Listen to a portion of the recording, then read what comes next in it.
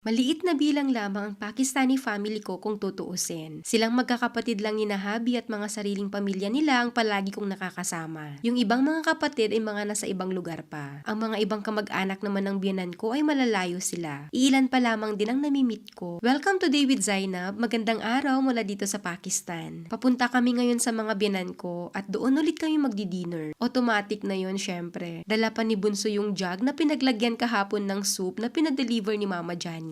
Huminto muna kami dahil pinabili ko si Habi ng mga toffees. Para may pag-agawan ka ako ang mga magpipinsan nang ma-stress ang mga hipag ko at biyanan ko. Joke lang. Nauna na ngang pumili at magtago ng mga candies sina Kuya at Bunso. Madami nang nabili si Habi sa halagang 500 rupees or 100 pesos sa pera natin. Assorted na, may candies, lollipops, chocolates at marshmallow. Minsan lang talaga makatikim ang mga bata ng mga ito dahil pinagbabawal talaga yan ni Mama Jani. Pati mga chips, noodles, at mga fast foods. Pero wala namang problema kung minsan ay magbibigay kami at makatikim sila ng ganito. Iaabot ko na lang kay Mama Jani para siya na ang magbigay sa lahat. Pagkarating pa lang namin ay nauna na si Kuya magbukas ng lollipop. Masaya din ang aming Hobby Ali. Namumula pa ang pisngi na parang mansanas, mashallah. Ang aming Najafizara naman ay umiiyak. Naistorbo yata ang pagtulog at masama ang gising. Kagigising din pati ng aming Shehensha Hussein na aba may nginunguyan na kaagad. Maya-maya ay may lollipop na rin siya, masaya at aktibo dahil nakikipaglaro na siya kaagad sa kapatid niya. Hinahabol ko din dahil pinagsusuot ko ng sapatos at malamig nga dito sa labas. Pero ayaw man lang lumapit. Si Bunso nga ay nakipaglaro na rin sa kanila. Sabi ko nga sa kanya ay doon sa loob tumakbo para sumunod sila. Pero saglit lang ay lumabas na naman. Ayan, pati ako ay nakipaghabulan na rin at pinapapasok ko na nga.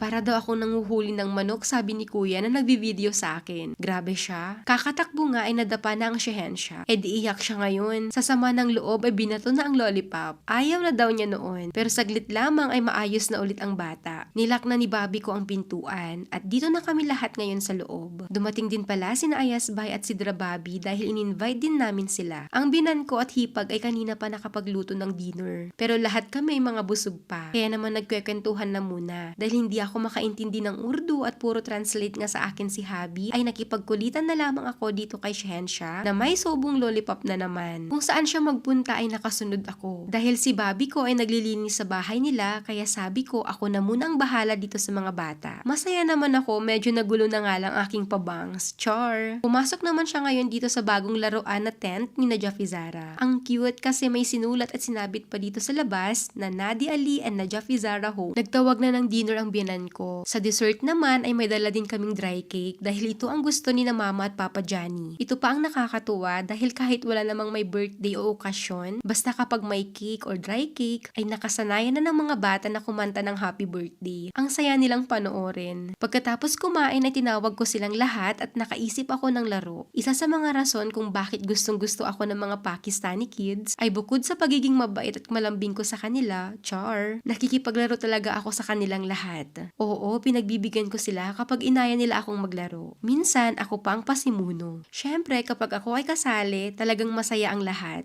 Dito kami sa TV lounge ngayon magkakalat at mag-iingay. Hindi naman kami sinasaway ng mga biyanan ko. Masaya pa nga sila kahit pa nakailang bukas sara kami sa kwarto nila at hindi na ata sila magkaintindihan doon na nag-uusap. Kasali nga ang lahat, saling pusa ang Najafizara at Shehensha. Pinagpawisan talaga ako sa mga Pakistani kids. Mashallah, masaya ang lahat at hindi na namin namalayan pang oras. Plano ko pa namang ayain ulit si Ayasbay at Sidra Bobby na maglakad-lakad saglit sa labas at bumili ng Kashmiri tea. Hanggang sa muli, Allah Hafiz!